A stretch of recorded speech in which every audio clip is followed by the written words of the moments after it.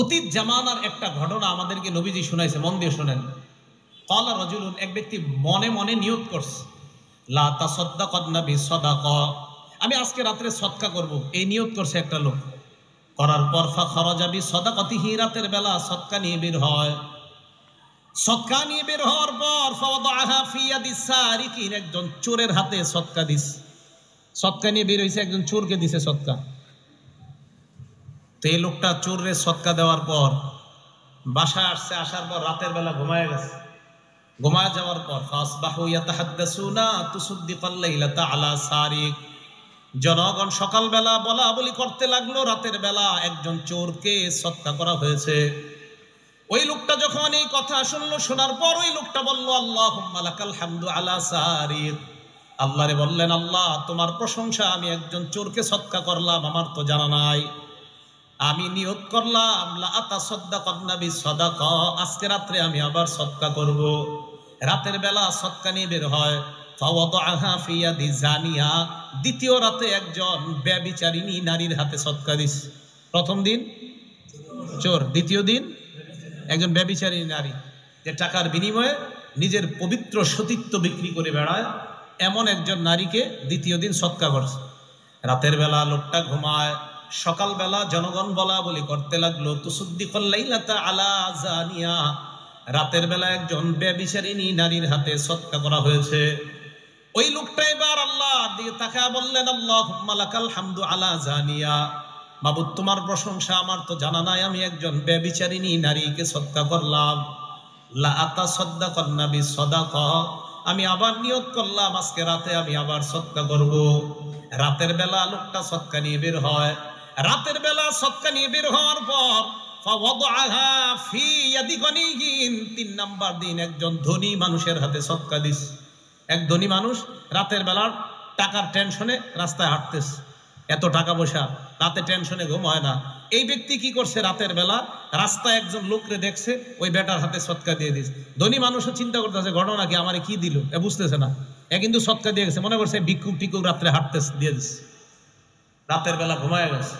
সকালবেলা জনগণ বলা বলি করতে লাগলো, লোকটার কি সমস্যা? প্রথম দিন চোরের সদকা দিস, দ্বিতীয় দিন একজন ব্যভিচারিণী নারীকে সদকা দিস, তৃতীয় দিন এমন একজনকে সদকা দিয়েছে যাকে সদকা দেওয়া কোনো মতেই ঠিক না, একজন ধনী মানুষের হাতে সদকা দিস।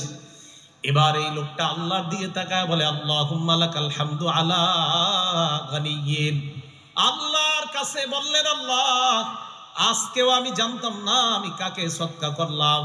প্রথম দিন একজন চোরকে দিলাম, দ্বিতীয় দিন একজন ব্যভিচারিণী নারীকে দিলাম, তৃতীয় দিন একজন ধনী মানুষকে দিলাম। আজকে আমার সদকা করার মতো অর্থ নাই, থাকলে আমি আবার আজকে সদকা নিয়ে বের হতাম। রাতের বেলা লোকটা ঘুমায় যায়। ফাউতিয়া ফাকিল আলা, স্বপ্নে তাকে বলা হয়, আম্মা সাদাকাতুকা আলা সারিক, প্রথম দিন যে তুমি চোরকে সদকা করলা, ফালা আল্লাহু আইয়াস্তাইফা আন সারিকাতিহি, তোমার টাকা পেয়ে এই লোকটা আর চুরি করবে না, হয়তো এমন নিয়ত করবে। দ্বিতীয় দিন ব্যভিচারিণী নারীকে তুমি সদকা করলা, ফালা আল্লাহা আন তাস্তাইফা আন জিনাহা, এই নারীটা টাকার লোভে মূলত তার সতীত্ব বিক্রি করত। তোমার সদকার টাকা পাওয়ার পর নারীটা হয়তো চিন্তা করবে, আমি তো টাকার জন্য আমার সতীত্ব বিক্রি করতাম, টাকা তো কিছু পেয়ে গিয়েছি, আমি কেন আবার আমার নিজের সতীত্ব বিক্রি করব। 3 নাম্বার দিন ধনীকে সদকা দিলা, ফলে আল্লাহু আইয়াতাবিরা, ধনী মানুষটা হয়তো উপদেশ গ্রহণ করবে, আহারে কতদিন যাকাত দিলাম না, সদকা করলাম না, আজকে একজন মানুষ গরিব ভাইবা আমাকে সদকা দিয়ে গেছে, উপদেশ গ্রহণ করে এখন থেকে সে তার সদকা দিবে।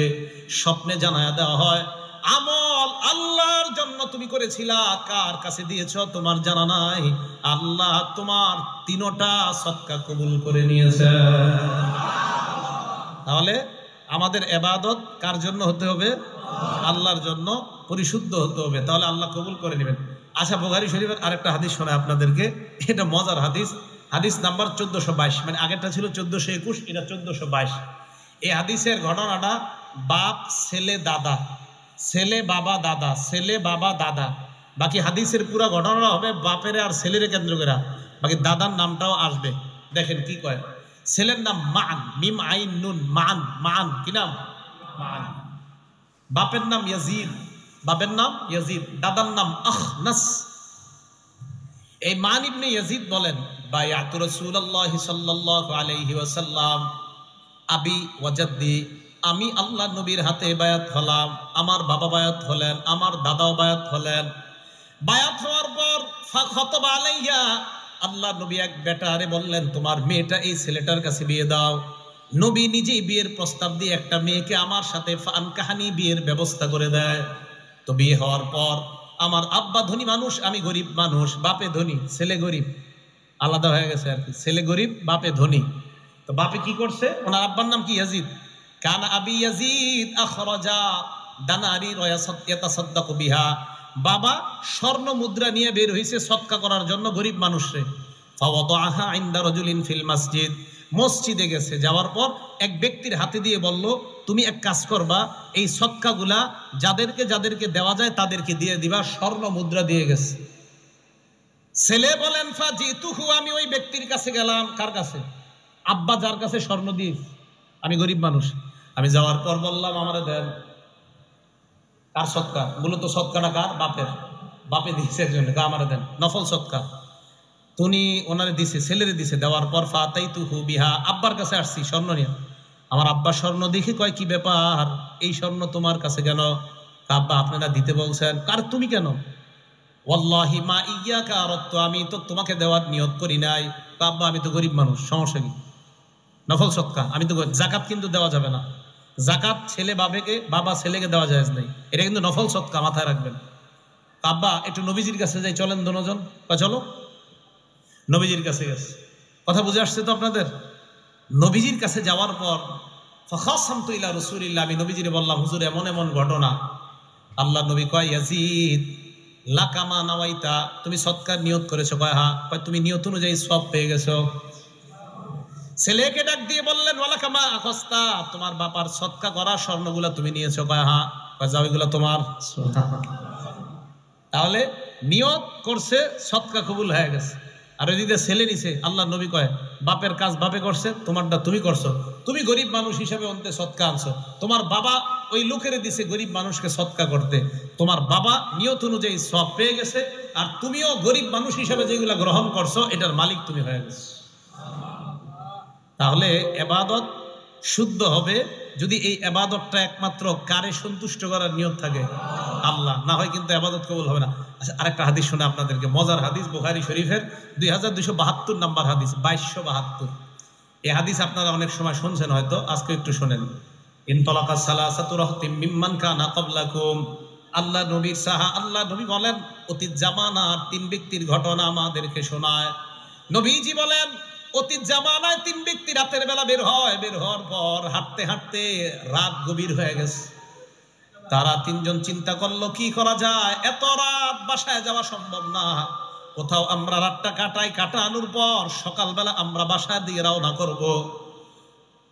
যে নিয়ত, ফাআউল মাবিতা ইলা গারিন ফাদাখালুহু, একটা গুহার মধ্যে তারা ঢুকছে রাত কাটানোর জন্য।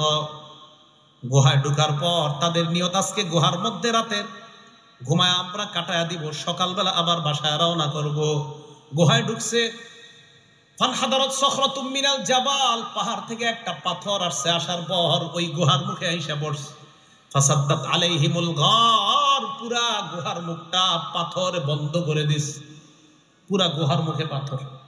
বেশি সময় স্থায়ী হয়ে গেলে মারা যাবে, অক্সিজেন যাবে না, খানা টানা তো কিচ্ছুই নেই, কেউ জানবে না, মারা যাবে। এই 3 জনে চিন্তা করতেছে, ইন্না লিল্লাহ, এখন কি হবে? ফাকালু, 3 জন পরামর্শে বসছে। এটা মন দিয়ে শুনেন, আপনাদের সারা জীবনের জন্য, নিজেরা হয়তো শুনছেন কিন্তু আজকে এটা আমলের, প্রত্যেক দিনই আমলটা করতে পারেন। তারা 3 জন যে কথাটা বলছে, এটা আমার আর আপনারও কথা হবে আজকে থেকে। 3 জনে বলতেছে, লা ইউনজিকুম মিন হাদিহিস সখরা ইল্লা আন তাদউল্লাহ বিসালিহি আমালিকুম, এই পাথর নামক বিপদ থেকে কোন জিনিস আমাদেরকে উদ্ধার করতে পারবে না, একমাত্র আমাদের জীবনের খাঁটি কোনো আমল দিয়ে যদি আল্লাহর কাছে দোয়া করতে পারি, ওই দোয়ার বদৌলতে আশা করা যায় এই পাথর আল্লাহ সরায়া দিবেন। তাহলে আপনারা জীবনে ভালো কিছু কাজ করছেন, আসি নিশ্চিত, তো মাঝে মাঝে আল্লাহরে বলবেন, আল্লাহ ওই দিন ওই কাজটা আমি তোমারে খুশি করার জন্য যদি কইরা থাকি, তো মাবুদ আমার এই আশাটা তুমি পুরা করো, এইভাবে বলা। তো তিনজন পরামর্শ করার পর কয় ঠিক আছে, আগে কে দোয়া করবে? তো একজন আগে দোয়া করবে। উনি বলতে লাগলেন আল্লাহকে, আল্লাহুম্মা কানা লি আবাওয়ানি শাইখানি কাবীরান, আল্লাহ আমার দুইজন মা বাবা ছিল। মা বাবা দুইজন আছে কার কার? হাত তোলেন তো। দুইজনই আছে কার কার? হাত নামান। একজন আছে কার? মা অথবা বাবা? হ্যাঁ, একজন। হ্যাঁ, আচ্ছা। আমরা তো একটু কপাল খারাপ যারা আমাদের একজন, আর যাদের দুইজন আছে আপনাদের কপাল অনেক ভালো, এখনো ভাগ্য অনেক ভালো। হ্যাঁ, এজন্য ওনারা থাকতেই জান্নাত কামাই করেন, ওনারা থাকতেই জান্নাত কামাই করে নেন। চলে গেলে কিন্তু আর পাবেন না সুযোগ। একদম বুঝে আসবে, বিশ্বাস করেন, থাকতে বুঝে আসবে না, চলে গেলে বুঝে আসবে, সত্যি কথা। রাসূল আকরাম সাল্লাল্লাহু আলাইহি সাল্লাম বলেন, ওই ব্যক্তি বলতে লাগলেন, আল্লাহুম্মা কানা লি আবাওয়ানি শাইখানি কাবীরান, মাবুদ আমার মা বাবা বৃদ্ধ বৃদ্ধা। তিন ভাই ঢাকা শহরে থাকে, তিন ভাইয়ের মধ্যে এক ভাইয়ের কাছে মা বাবা থাকে, বাকি দুইজনের কাছে থাকে না। ওই দুইজনের বিবি আর ওই দুইজন চিন্তা করে বাঁচাইছে আল্লাহ, আব্বা আম্মাটারে ওইটার সাথে দিয়ে দিস, আমগো দুইজনরে আল্লাহ বাঁচাইছে। না না, আপনাদের দুইজনকে আল্লাহ ঠকাইছে, বাঁচায় নাই। আপনাদের এই মানসিকতা যে আমগো দুইজনের সাথে আব্বা আম্মা নাই, ওটার সাথে আছে কামরাঙ্গি চোর বাসা ভাড়া নিয়ে থাকে ওইটা, আমরা দুইজন লালবাগ আছি, আল্লাহ বাঁচাইছে রে, আব্বা আম্মা ওখানে আছে, ওষুধপাতি যা আছে ওর কাঁধে দিস, ওর কাঁধে দেন নাই, ওরে আপনারা জান্নাতে যাওয়া সহজ করে দিয়েছেন। আপনারা জিতে যান নাই, হেরে গেছেন, সত্যি কথা। তো বলতেছে আল্লাহ আমার আব্বা আম্মা দুইজন আছে। কুনতুলা আগবিকু ক্বাবলাহুমা আহলান আও মালা, আল্লাহ আমি প্রতিদিন দুধ দহন করতাম, করার পর আব্বা আম্মার আগে আমি আমার পরিবারের কাউকে দুধ দিতাম না, দাস দাসী কেউ দিতাম না। বাসায় আনার পর আগে আব্বা আম্মারে খাওয়াইতাম, এরপর অন্যদেরকে দিতাম।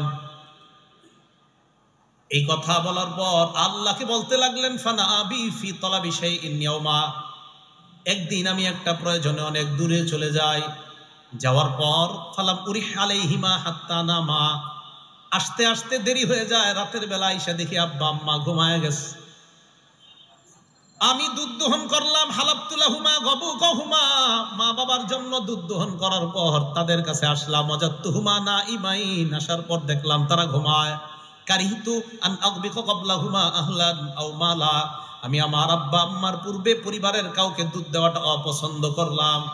আমি চিন্তা করলাম কি করা যায়, ফালাবিস্তু ওয়াল কদাহু আলা ইয়াদাইয়া আনতাজিরু ইনতি ইস্তিকাজিহিমা, আমি সারা রাত মা বাবার সামনে দাঁড়ায় রইলাম, জাগ্রত হওয়ার অপেক্ষায়। দুধের পেয়ালা আমার হাতের মধ্যে রাখলাম, দুই হাতের মধ্যে পেয়ালা নিয়ে আমি দাঁড়িয়ে রইলাম। হাত্তা বারাকাল ফাজরু, ফজরের সময় যখন হয়ে যায়, আব্বা আম্মা জাগ্রত হওয়ার পর সারিবা গবু কহুমা, আমার আব্বা আম্মা আমার থেকে দুধ নিয়ে দুধ পান করেছে। মাবুদ সারা রাত মা বাবার জন্য দাঁড়ায় ছিলাম। ইন কুনতু ফাআলতু যালিকা ইবতিগা ওয়াজহিক, আমি যদি এই কর্মটা তোমাকে খুশি করার জন্য করে থাকি আল্লাহ, ফাফাররিজ আন্না মিন হাদিহি সখরাতি মা নাহনু ফি, আমাদের এই গুহার মুখ থেকে তুমি পাথর সরায়া দাও। আল্লাহ নবী বলেন, এই দোয়া করার সাথে সাথে তিনজন গুহার মুখের দিকে তাকায়, তাকায় দেখে আস্তে আস্তে গুহার মুখ থেকে পাথরটা সরে যায়। নবীজি বলেন হালকা সরছে, লা ইস্তাতিউনাল খুরুজ, বের হতে পারে না, এতটুকু সরছে, সরছে মানে ফাঁকা হয়েছে, একটু বাতাস টাতাস আসে, কিন্তু বের হতে পারবে না। এবার দ্বিতীয় জন দোয়া করতে লাগলেন, উনি বলতে লাগলেন, আল্লাহুম্মা কানাত লি বিনতু আম, আল্লাহ আমার একটা চাচাতো বোন ছিল, কানাত আহাব্বান নাসি ইলাইয়া, এই বোনটা অনেক সুন্দরী ছিল, আমার কাছে খুব প্রিয় ছিল। তো ফারাদতুহা আন নাফসিহা, আমি তার সাথে অপকর্ম করতে চাইলাম। নাউজুবিল্লাহ বলেন, আবার বলেন নাউজুবিল্লাহ। আমার একটা চাচাতো বোন ছিল এরকম। তো বলতেছে ফামতানাত মিন্নি, আমি আমার বোনটাকে বললাম তুমি আমার সাথে, অনেক ছোট ছোট বাচ্চারা আছে আপনারা বুঝে নেন। তো যাই হোক, এই প্রস্তাব দেওয়ার পর তখন আমার বোনটা রাজি হলো না। হাত্তা আলাম্মাত বিহা সানাতুম মিনাস সিনিনা, একবার কি হলো, 1 বছর দেশে দুর্ভিক্ষ লাগলো। এই দুর্ভিক্ষের কারণে আমার বোনের উপরে গজব লাগছে, মানে অভাব অনটন দেখা দিছে, টাকা পয়সার অভাব লাগছে। ফাজাআতনি, আমার কাছে আসছে, আয়েশা গো আমার কিছু টাকা পয়সা দিয়ে সাহায্য করো।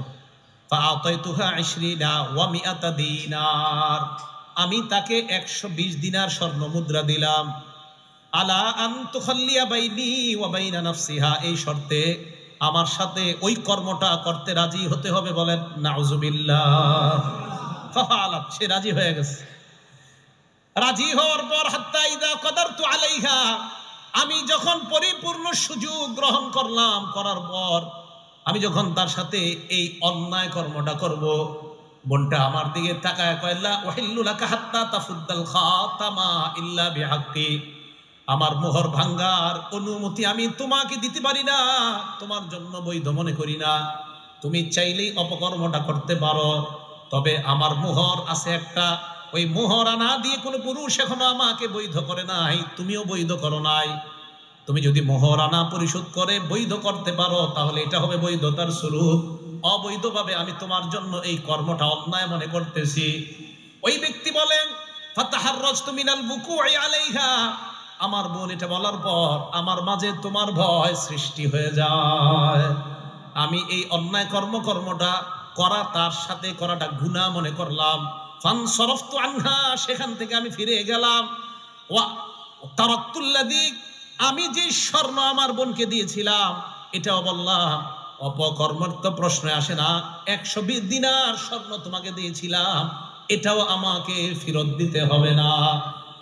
আল্লাহ, আমি যদি তোমাকে খুশি করার জন্য সেদিন এই অন্যায় কর্ম থেকে ফিরে আসি আর এই টাকাগুলা মাফ করে দিছি, মাবুদ যদি তোমাকে খুশি করার জন্য হয়ে থাকে, আমাদের এই গুহার মুখ থেকে তুমি পাথর সরায়া দাও।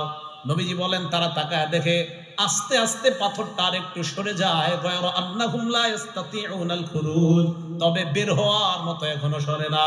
সরস বাকি আছে কয়জন? এই একজন কয় আল্লাহুম্মা ইন্নী ইস্তাজারতু উজারা, আল্লাহ আমি শ্রমিক নিয়োগ দিয়েছিলাম কাজে, ফাআতাইতু আজরাহু, শ্রমিকদেরকে তাদের পারিশ্রমিক দিয়ে দিয়েছি, গায়রা রাজুলিন ওয়াহিদ, একজন ছাড়া। এক ব্যক্তি তার পারিশ্রমিক না গিয়ে চলে গেছে, হাদিসে আসছে ওয়াতারাকাল্লাযী লাহু ওয়া যাহাবা, তার পারিশ্রমিক না নিয়ে সে চলে গেছে। আমি চিন্তা করলাম কি করা যায়, ফাসাম্মারতু আজরা, আমি তার পারিশ্রমিকটা ব্যবসা খাটাইলাম। সুবহানাল্লাহ। এই যুগের গার্মেন্টস মালিকরা এটা করবে? আল্লাহ জানে, হয়তো করবে, আছে ভালো মালিক থাকতেও পারে। আমি তার টাকাটা ব্যবসা খাটাইলাম, খাটানোর পর ফাকাসুরাত মিনহুল আমওয়াল, প্রচুর সম্পদ হয়েছে এই টাকায়। ফাজাআনি বাদা হিনিন, কিছুদিন পর আমার কাছে আসছে, আসার পর কয় আদ্দি ইলাইয়া আজরি, আমার পারিশ্রমিক দাও। আমি তাকে মাঠের কাছে নিয়ে গেলাম, নিয়ে যাওয়ার পর মাঠের দিকে তাকে বললাম তুমি মাঠের দিকে তাকাও, তো মাঠে তাকাইছে। তাকানোর পর দেখে ওট, গরু, ছাগল, বেড়া, বকরি, দুম্বা, অনেক কিছু দেখা যায়। আর ওই জামানায় দাস দাসী এগুলাও দেখা যায়। ওই ব্যক্তি কয় আমাকে এইখানে কেন আনলা? শ্রমিককে মালিক জবাব দেয় কুল্লু শাইইম মা তারা মিনাল ইবিলি ওয়াল বাকরি ওয়াল গনামি ওয়ার রাকিক, এই যে গরু, ছাগল, ওট আর দাস দাসী যা দেখো সব তোমার। সুবহানাল্লাহ। এখন কথাটা শুনেন, হাদিসের কথা। ওই লোক কয় কি আতাস্তাহজিউ বি, আপনি কি আমার সাথে উপহাস করেন, ঠাট্টা করেন নাকি? ওই লোক জবাব দেয় ওয়াল্লাহি লা আস্তাহজিউ বিকা, আল্লাহর কসম আমি ঠাট্টা করছি না, সব তোমার। সেদিন তোমাকে খুশি করার জন্য যদি করে থাকি, লোকটাকে সব আমি দিয়ে দিলাম। এই লোকটাও সব রেখে একটা কিছু রাখে নাই, সব নিয়ে গেছে। আমি যদি এই আমলটা তোমার জন্য করে থাকি, তুমি পাথরের এই পাহাড়ের মুখ থেকে পাথর সরায়া দাও। নবীজি বলেন তারা তাকায় দেখে পাহাড়ের ওই গুহার মুখ থেকে পাথর পরিপূর্ণভাবে সরে যায়। বের হয়ে তারা হাঁটতে লাগলেন। এই হাদিস থেকে বোঝা যায় আমল যদি আল্লাহর জন্য করা হয়, আর ওইটাতেও যদি আল্লাহরে অভিমান, মাঝে মাঝে আপনি চিন্তা করেন যে ওইটারে যদি ইয়া করে দোয়া করা যায়, আল্লাহ আমি না ওইটা করছি আপনারে খুশি করার জন্য, মাবুদ গো আপনি কবুল করে নেন, তো এইভাবে যদি আল্লাহকে বলা যায়, আর এটা আসলে যদি আল্লাহর জন্য হয়, আল্লাহ দোয়া কবুল করে নেন। কথা কি বুঝে আসছে সবার? আরেকটা হাদিস শোনাই, তিরমিজি শরীফের 2325 নাম্বার হাদিস, 2325 নাম্বার হাদিস। এই হাদিসটা মুখস্থ করতে হবে সবার। কি করতে হবে? বলে না কি করতে হবে? আরে হ্যাঁ, নবীজি মুখস্থ করাইছে সাহাবাদেরকে, তো আমি তো আপনাদেরকে মুখস্থ করাইতে হবে না, তো হবে না। এই হাদিস সাহাবাদেরকে নবীজি মুখস্থ করাইছে, তা আপনাদেরকে মুখস্থ না করাইলে তো হবে না। কি তৈরি আছেন তো? বাকি আশার বাণী হলো আপনাদের আরবিটা মুখস্থ করতে হবে না, বাংলাটা করলেই চলবে। ঠিক আছে তো? আরবিটা ওলামায়ে কেরাম ওনারা পারে, কিন্তু আপনারা যারা সাধারণ, আরবিটা দরকার নেই, আপনারা বাংলাটা। এখন আগে শুনেন হাদিসটা। নবীজি বলেন সালাসাতুন উকসিমু আলাইহিন্না, 3 ব্যক্তির ব্যাপারে তোমাদেরকে আমি শপথ করব। কয় ব্যক্তি? হ্যাঁ, এটা মুখস্থ করা লাগবে না, এটা তারপরে শুনেন খালি। এরপরে নবীজি বলে এই তিন ব্যক্তির কথা বলার পর আমি তোমাদেরকে একটা হাদিস বলবো, এই হাদিসটা সবাই মুখস্থ করবা। এখন আমিও আপনাদের সামনে তিন ব্যক্তির কথা প্রথমে বলবো, এরপর একটা হাদিস বলবো, এই হাদিস সবাই মুখস্থ করতে হবে, ঠিক আছে তো ইনশাআল্লাহ? নবীজি বলেন, এক নাম্বার, মা নাকাস মালু আবদিন মিন সাদাকা, সদকা করলে সম্পদ কমে না। সুবহানাল্লাহ। আল্লাহ নবী কয় আল্লাহর কসম সদকা করলে সম্পদ কমে না। দুই নাম্বার নবী বলেন, মা যুলিমা আব্দুন মাজলিমাতান ফাসবারা আলাইহা ইল্লা যাদাহুল্লাহু ইজ্জা, আল্লাহর কসম কোন বান্দাকে যখন অত্যাচার করা হয়, জুলুম করা হয়, তার মর্যাদা আল্লাহ দিন দিন বৃদ্ধি করা হয়। এই হাদিসটা পড়ার পর আমাদের অনেক মুহতারামদেরকে নিয়ে আমি স্বপ্ন দেখতেছি, আমাদের অনেক শ্রদ্ধেয় ব্যক্তিত্বদেরকে নিয়ে স্বপ্ন দেখি, আর ডেলি আল্লাহর কাছে বলি, আল্লাহ আপনার নবী কসম খায় বলছে যারে যত বেশি জুলুম করা হবে তার মর্যাদা আপনি তত বাড়ান। আল্লাহ আল্লাহরে বলি কিছু কথা তখন দিল থেকে, কি বলি কোন একদিন বলবো কি বলি। তো দুই নাম্বার, যাকে জুলুম করা হয় সে যদি ধৈর্য ধারণ করে তার মর্যাদা আল্লাহ বাড়ায় দেয়। অপেক্ষা থাকেন, একটু একটু ধৈর্য ধরেন সবাই ইনশাআল্লাহ। তিন নাম্বার, ওয়ালা ফাতাহা আব্দুন বাবা মাসআলা, কোন ব্যক্তি যদি ভিক্ষার হাত বাড়ায়, কিসের হাত? ভিক্ষার, মানে ওর মনে করেন 400 মণ 300 মণ ধান পায়, এরকম ভিক্ষুক আমি চিনি যে ব্যক্তি 100 মণ 200 মণ ধান হয় তার, কিন্তু আপনার ওই একটা অভ্যাস হয়ে গেছে যে ভিক্ষা করুন। তো নবীজি বলেন ইচ্ছা করে যদি কেউ ভিক্ষার হাত বাড়ায়, ওরে মরণ পর্যন্ত আল্লাহ এই হাত পাতায় থাকবে, আল্লাহ মরণ পর্যন্ত ওর অভাব অনটনের দরজা বন্ধ করবে না, কোথাও না কোথায় তার অভাব লাগায় দেবে। এই তিনটা শপথ করে বলার পর নবীজি কয়, এখন তোমাদেরকে একটা হাদিস বলবো, এটা মুখস্থ করো। আগে আপনাদেরকে সংক্ষেপে মুখস্থ করায় হাদিসটা, পরে ব্যাখ্যা বলবো, আগে বাংলাটা মুখস্থ করেন। বলেন, যাকে আল্লাহ বিদ্যা এবং সম্পদ দিয়েছে, বলেন কত? এক নম্বর, যাকে আল্লাহ বিদ্যা এবং সম্পদ দিয়েছে। দুই নাম্বার, যাকে আল্লাহ শুধু বিদ্যা দিয়েছে সম্পদ দেয় নাই, বলেন। তিন, যাকে আল্লাহ সম্পদ দিয়েছে বিদ্যা দেয় নাই। চার, যাকে আল্লাহ সম্পদও দেয় নাই বিদ্যাও দেয় নাই। আচ্ছা আমি আবার বলি, আপনারা এবার মন দিয়ে শুনেন, পরে আবার জিজ্ঞাসা করলে আপনারা বলবেন। এক নাম্বার, যাকে আল্লাহ বিদ্যা সম্পদ উভয়টা দিয়েছেন। দুই নাম্বার, যাকে আল্লাহ বিদ্যা দিয়েছেন সম্পদ দেননি। তিন নাম্বার, যাকে আল্লাহ সম্পদ দিয়েছেন বিদ্যা দেননি। চার নাম্বার, যাকে আল্লাহ সম্পদও দেননি বিদ্যাও দেননি। এবার আপনারা বলবেন, আমি আঙ্গুল তুলছি, বলেন। এক নাম্বার, দুই নাম্বার, দুই নম্বর আপনি কি কইলেন? হ্যাঁ, দুই নাম্বার যাকে আল্লাহ, তিন নাম্বার, চার নাম্বার। মুখস্থ থাকবে সবার? মুখস্থ থাকলে এবার বিস্তারিত বলি, থাকবে তো ইনশাআল্লাহ? হ্যাঁ, দেখেন, ক্বালা রাসূলুল্লাহ সাল্লাল্লাহু আলাইহি ওয়াসাল্লাম ইন্নামাদ দুনিয়া লিআরবাতি নাফার, আল্লাহ নবী বলেন দুনিয়াতে মানুষ 4 প্রকার। জোরে বলেন, দুনিয়াতে মানুষ কয় প্রকার? এক নাম্বার, আব্দিন রাযাকাহুল্লাহু ইলমান ওয়া মালা, এক নাম্বার যাকে আল্লাহ সম্পদ দিয়েছেন বিদ্যা দিয়েছেন। এক নাম্বার যাকে আল্লাহ সম্পদ দিয়েছেন বিদ্যা দিয়েছেন, ফাহুয়া ইয়াত্তাকি ফীহি রাব্বা, ওই ব্যক্তি আল্লাহকে ভয় করে, কারণ তার কোরআন হাদিসের বিদ্যা আছে। কোরআন হাদিসের বিদ্যা থাকার কারণে আল্লাহকে ভয় করে। ওয়ায়াসিলু ফীহি রাহিমা, আল্লাহর জন্য ওই ব্যক্তি আত্মীয়তার সম্পর্ক রক্ষা করে।